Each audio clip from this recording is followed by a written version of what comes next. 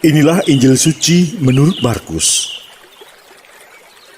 Pada suatu hari, Yesus berbicara kepada imam-imam kepala, ahli-ahli Taurat, dan kaum tua-tua dengan perumpamaan.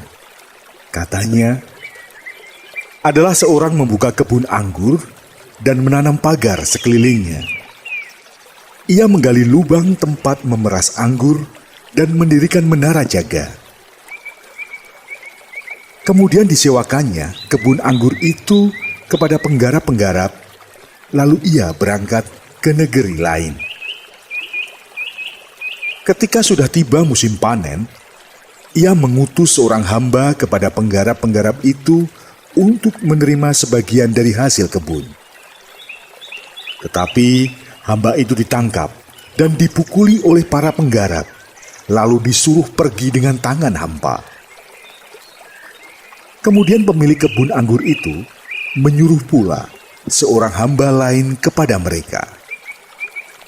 Orang itu mereka pukuli sampai luka kepalanya, dan sangat mereka permalukan. Lalu pemilik itu menyuruh seorang hamba lain lagi, dan orang ini mereka bunuh. Dan banyak lagi yang lain, ada yang mereka pukul, dan ada yang mereka bunuh. Kini tinggal satu orang, yakni putranya yang kekasih.